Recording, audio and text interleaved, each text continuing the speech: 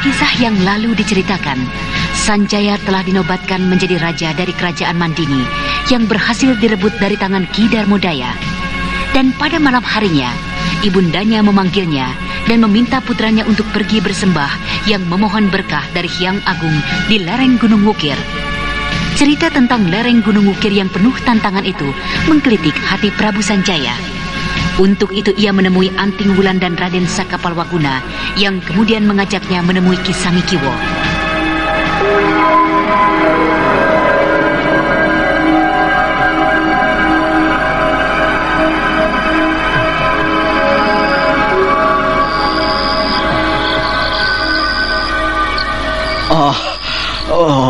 Tuanku Prabu, ada apakah malam-malam begini tuanku datang mencari hamba?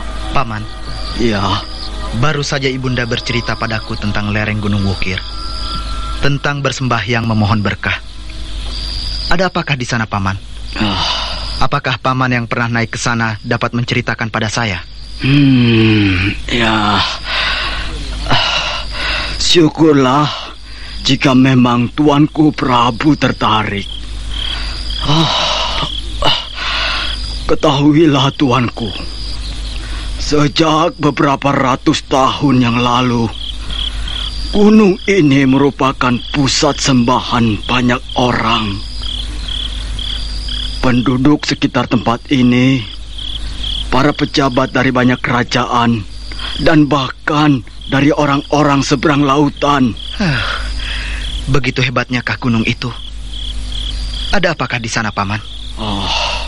Sudah merupakan kepercayaan turun-menurun, dan banyak yang telah membuktikannya.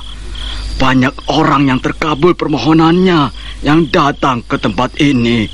Siapakah yang tinggal di lereng gunung itu, Paman? Sebenarnya bukan di lereng Gunung Wukir sembahan kami itu bertempat tinggal, tapi di puncaknya. Akan tetapi, untuk memohon berkah, bersujud di atas sana, tidak ada seorang manusia pun yang sanggup. Lereng Gunung Wukir pun sudah menjadi idaman banyak orang. Sedangkan puncaknya, bagi kami adalah swarga loka yang tidak akan dapat kami capai. Karena untuk dapat tiba di sana, terlalu banyak bahaya dan rintangan. Seakan-akan bentangan neraka menghalangi kami. Benar-benar sebuah tantangan yang menarik, tuanku. Pergilah ke lereng sana. Akan tetapi, janganlah mencoba untuk naik hingga ke puncaknya.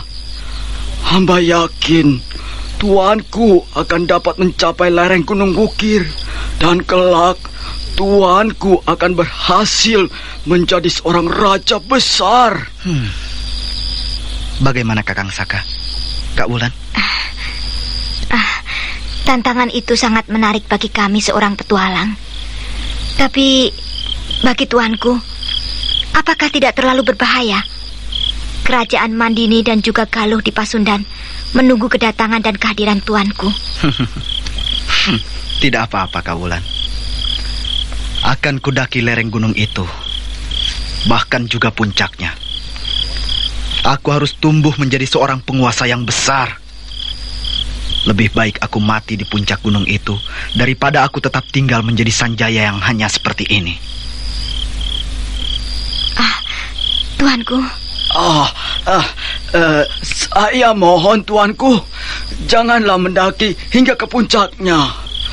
Memang kebesaran berkah yang akan kita dapatkan dihitung dari tinggi rendahnya kita bersembahyang di gunung tersebut.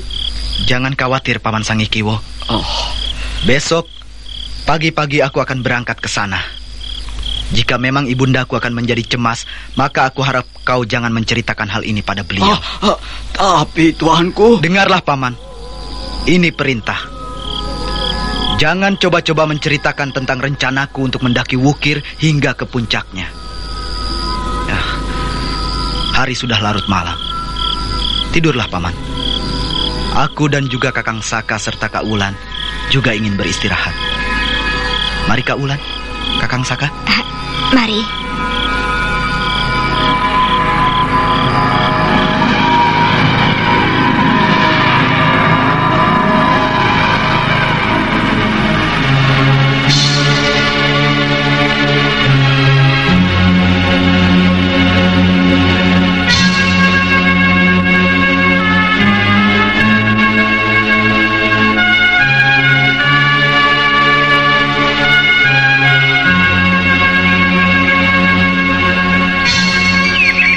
Keesokan harinya pagi-pagi sekali, Raden Sanjaya dengan ditemani oleh Anting Wulan dan Raden Sakapal Waguna dilepas oleh Sri Sanaha ibundanya. Dan Ki Guru Sangikiwo mengantarkannya hingga ke kaki Gunung Wukir yang tak jauh dari kota Raja Mandini.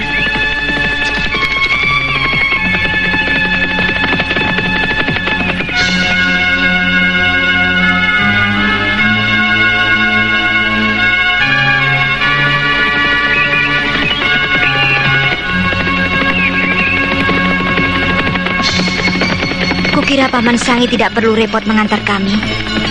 Gunung itu dengan jelas terlihat dari sini. Kami dengan mudah akan dapat tiba di lerengnya. Hamba kira tidak begitu, Tuan Putri. Jalan menuju puncak penuh dengan bahaya. Hamba akan menunjukkan jalan yang terbaik untuk dapat cepat sampai ke atas sana. Hamba akan mengantarkan tuanku hingga ke desa Jungkang. Dan dari sana, tuanku dapat naik dengan rintangan yang tidak terlalu berat.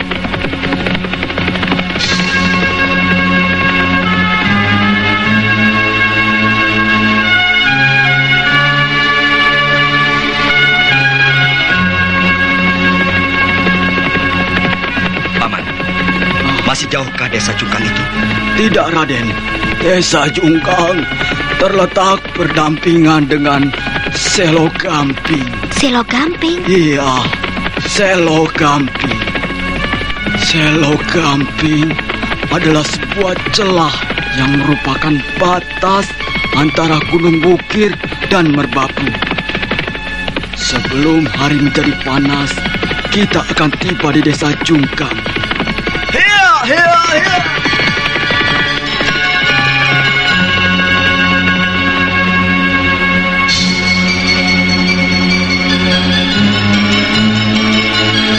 Pesta dan juga memberinya ajaran. Setan tua itu benar-benar tidak tahu diuntung, tidak tahu berterima kasih.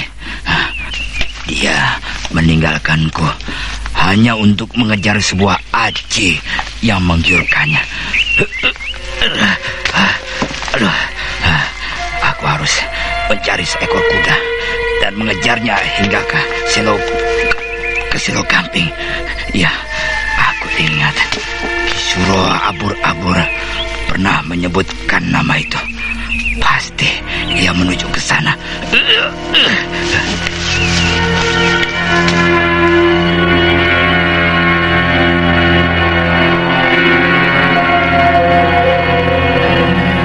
Kuda yang berhasil dirampas dari seorang penduduk desa dipacu menuju arah timur.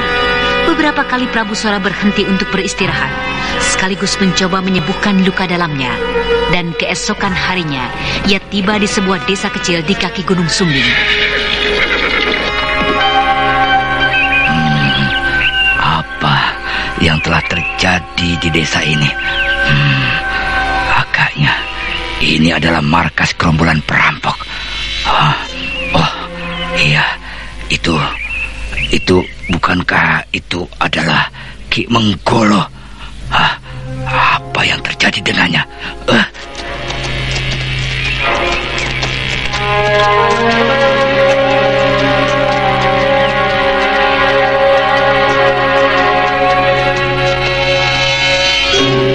Prabu Sora mendekati mayat Ki Menggolo yang kelihatan terpisah dengan puluhan mayat lainnya.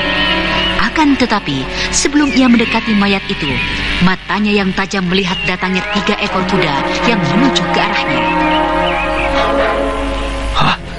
Celaka. Pastilah itu rombongan dari Raden Sanjaya dan 2 anak muda Gua Larang. Aku harus menyingkir. Iya. Aku tidak dapat berderap dengan kuda ini. Matanya yang tajam tentu akan melihat kehadiranku, dan telinganya akan dengan mudah mendengar derap kuda jelek seperti ini. Aku akan meninggalkan desa ini dengan ilmu lari cepatku. Iya. Hup.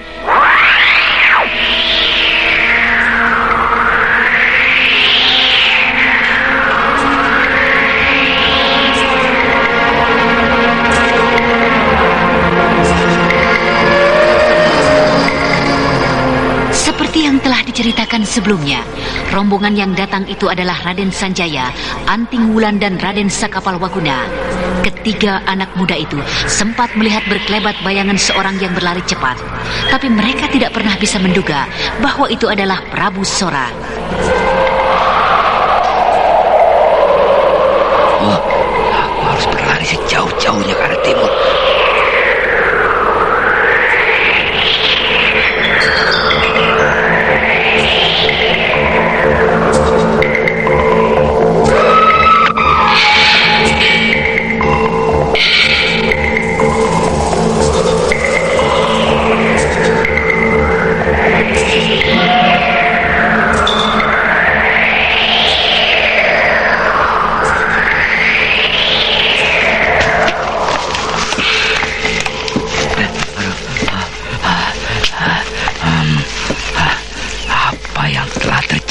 Desa itu, desa para perampok itu, Ki Menggolo.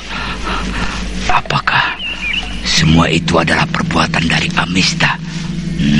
Iya, pasti itu semua adalah perbuatannya. Aku akan terus ke arah timur. Pastilah Selo Gamping masih berada di depanku. Tapi aku harus beristirahat dan memulihkan semua tenagaku sebelum bertemu dengan Amista si licik itu.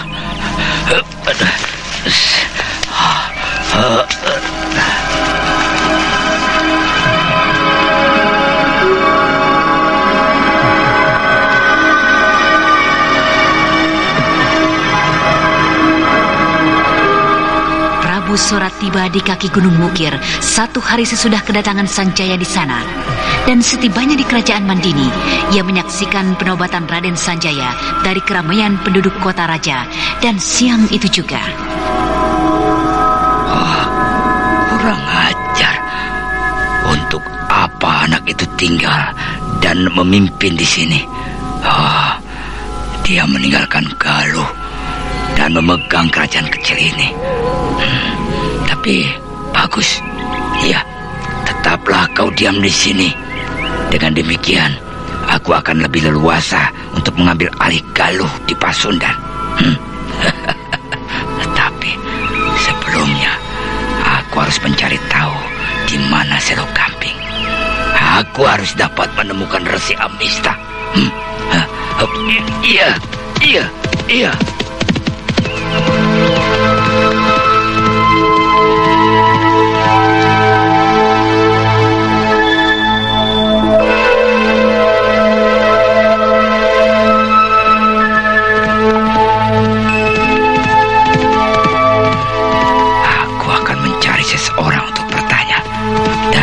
Mudah-mudahan saja arahku ini tidak menyimpang.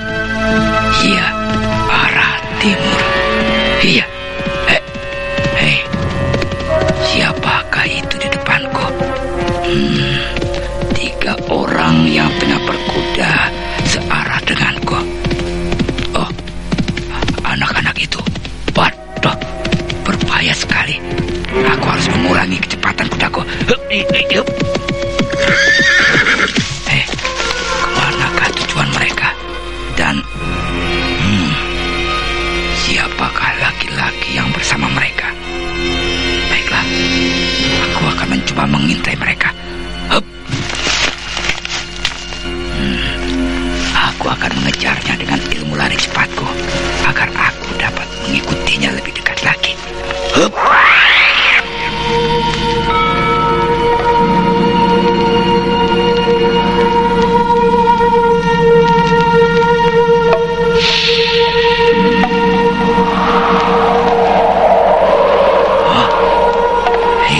Jagat Betara. Oh, apakah mataku tidak salah melihat? Bukankah itu Mamangkuraya yang telah kubinasakan? Mereka berhenti. Iya, tidak. Aku tidak salah. Dia adalah kakek tua itu. Tapi bagaimana ia bisa berada di tempat ini? Mengapa dia berada bersama-sama dengan kedua anak itu? Siapakah yang sesungguhnya kubunuh? Aneh sekali. Baiklah, akan kulihat lebih dekat lagi.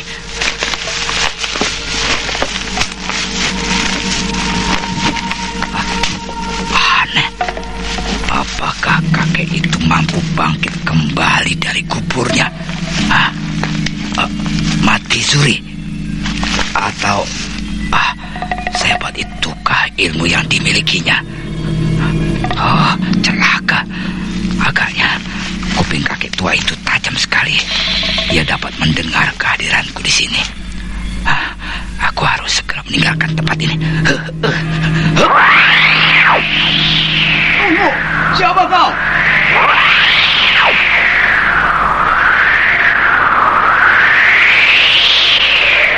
Gila, pandaian kakek itu hebat sekali.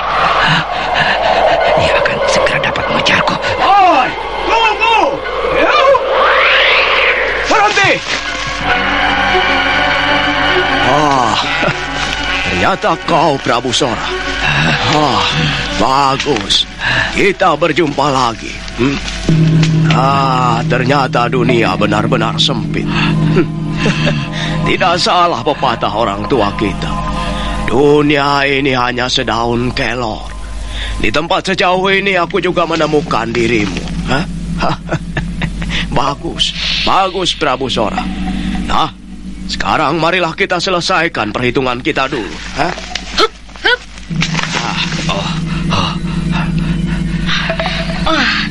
Ternyata kau lagi, Prabu Sora. Biarlah, Kek. Kami yang akan menyelesaikannya. Kami akan membalaskan dendam kakek dan juga ayahanda Prabu Aji Konda serta Kakang Landayan. Apa maksudmu? Jangan berpura-pura, Prabu Sora. Kau dan Resi Amista yang telah menjadi jagal keji di Karang Sedana, kan? Setan tua, tukang fitnah. Aku hanya mempunyai urusan denganmu. Jangan lemparkan kesalahan yang sama sekali tidak ku ketahui. Baiklah. Aku akan memaksamu untuk membuka mulut dan mengakui perbuatan kejimu itu.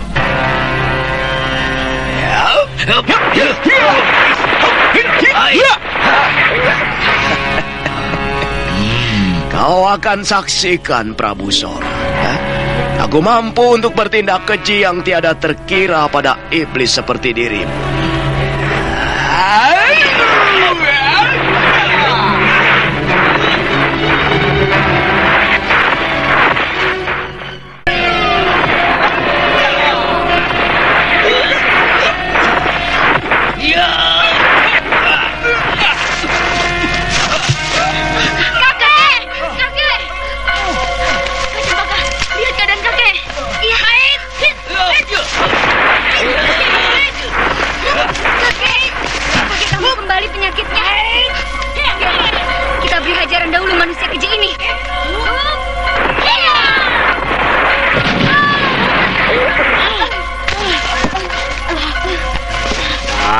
Kau belum mampu untuk mengolah kemampuanmu itu, bocah-bocah setan.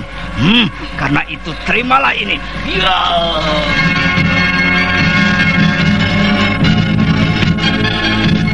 Prabu Sora sambil tertawa terbahak-bahak kembali menyerang dua pemuda dari Karang Sedana. Nah, para pendengar sekalian, apakah yang akan terjadi dengan Raden Purbaya dan Cempaka? Untuk